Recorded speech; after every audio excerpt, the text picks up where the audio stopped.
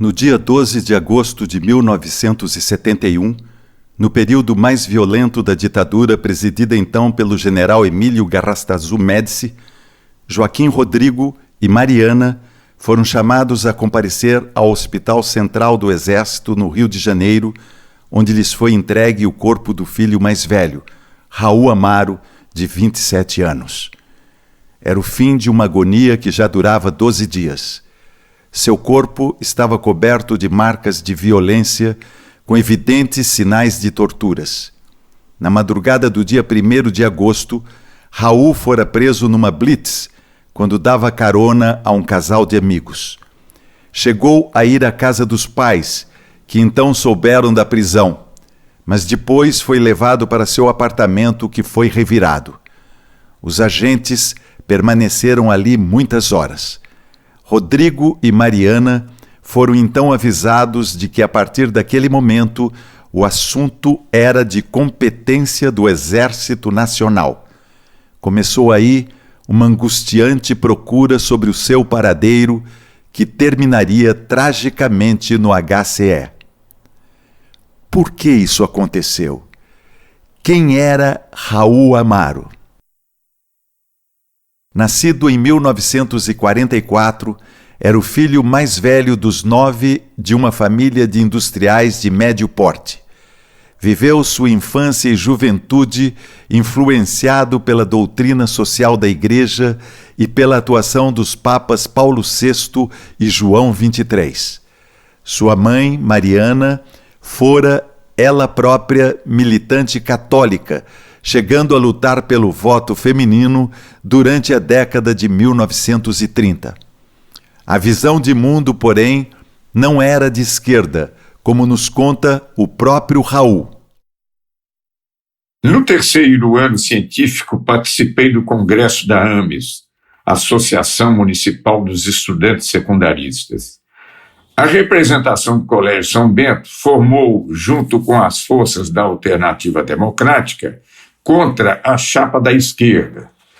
Em 1963, entrei para a universidade. O DCE da PUC, então vinculado ao movimento solidarista universitário centrista, permaneceu solidário com o movimento revolucionário de março de 1964. Numa casa com situação financeira acima do confortável, Raul recebeu excelente educação e, desde sempre, talvez pela sua condição de filho mais velho e com o histórico da família, sempre se preocupou em agir, buscar a coerência e, acima de tudo, a justiça.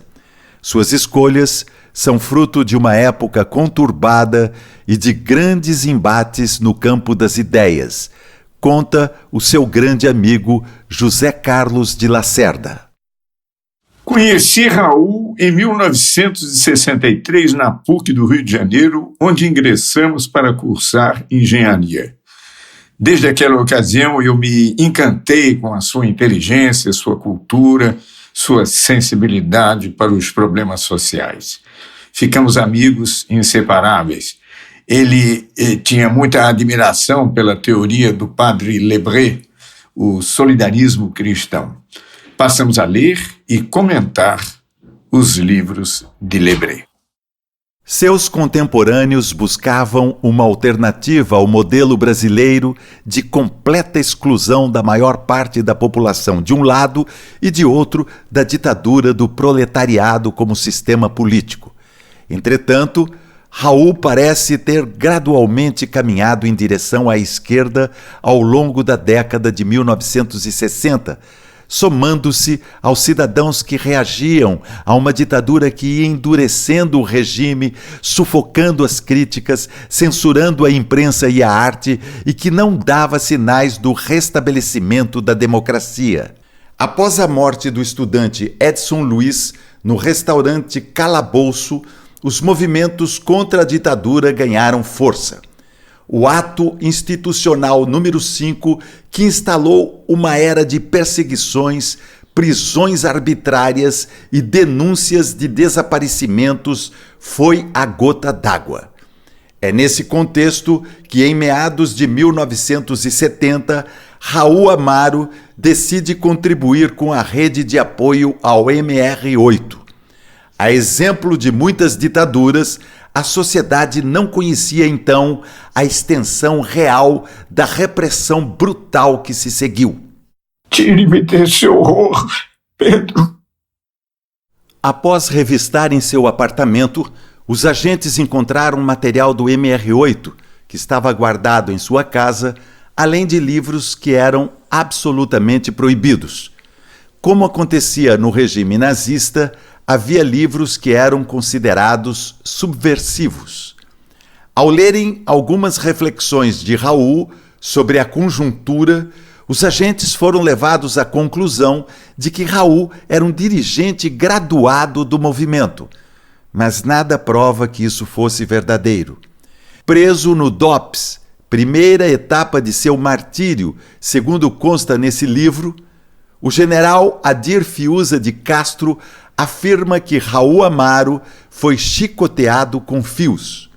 Sempre interrogado sob tortura, logo no dia seguinte, Raul Amaro foi entregue ao DOI-CODE, órgão da repressão mais violenta do Exército, onde as torturas se intensificaram.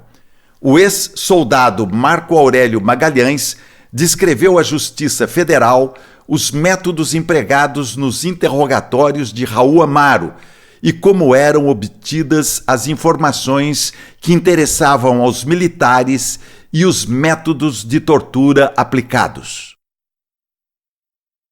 O Raul estava despido, com capuz e evidentes sinais de ter sido espancado.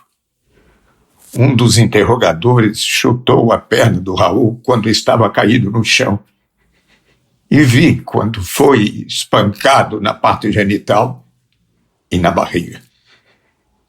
Eles utilizaram um magneto para produzir choques elétricos e os interrogadores também usavam um cacetete de madeira.